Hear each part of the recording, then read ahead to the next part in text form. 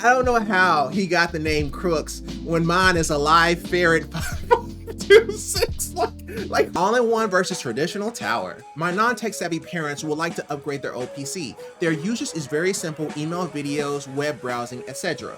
I'm on the fence all-in-one and traditional tower. I know that all-in-ones can be upgraded / fixed as easily, but the simplicity interests me. Less wires, less clutter means less room for error and me having to make a 1-hour trip to fix it. Anyone have good / bad experience with all-in-one PCs? Oh my God.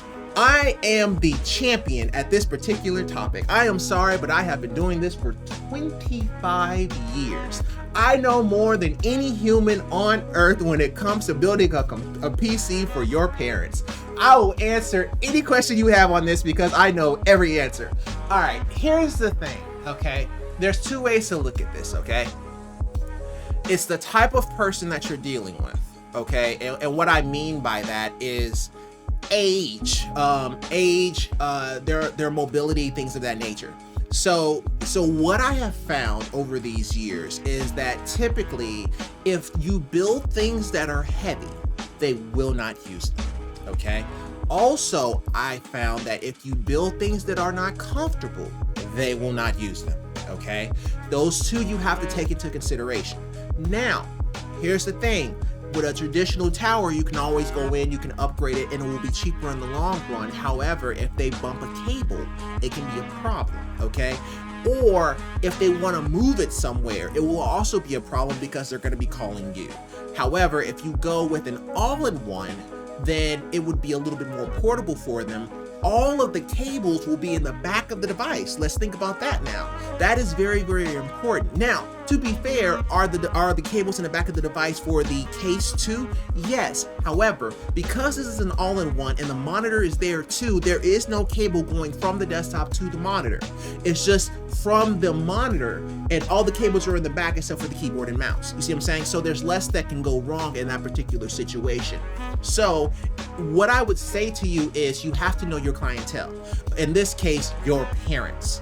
And if your parents have difficulty with technology and they've called you before and you've made that 1-hour track the same way I've made that 1-hour track over and over and over again throughout my entire life, it may be better for them to either have an all-in-one or a portable laptop so that they can move around with it that is relatively light and easy for them to carry, okay? Because finding something that is lightweight and easy for them to carry goes way further. Now, there is a third issue, and that is visibility, okay? Once you start to get up there in age, it's difficult for you to focus on smaller text. So going for monitors that are bigger so that they can see the actual text also is a thing, but at the same time it makes it a bigger screen and it's harder to carry, things of that nature. So I would say if you are going to go in, go all in. In other words, don't go for a 19-inch all-in-one. You see what I'm saying? Because the screen size is too small for them to see the text on the screen. So in this particular situation, I would recommend anywhere between a 21-inch to a 32-inch, depending on age and you know whether or not they want to move it and stuff like that. Like if it's an elderly man, he may not have a problem with, you know, like a 27-inch all-in-one. But if it's maybe an elderly woman, she may have a problem with that because it may be too big to move around. She may not even be able to tilt it.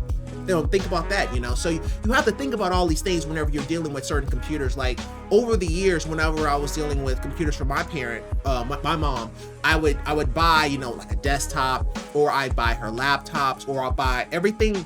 Over the years, it started off big because you just kind of give them hand-downs of what you used to use. But over the years, it has progressively gotten smaller and more portable. And so, you know, I'll give her, for example, she can have the most powerful computer right next to her, and I give her an iPad mini and she'll just use that. You see what I'm saying? So you have to know your clientele, you have to know your parents. If they value portability more than anything, then you buying them an all-in-one or a traditional tower is trash. You're just wasting your money at that point. They're not going to use it.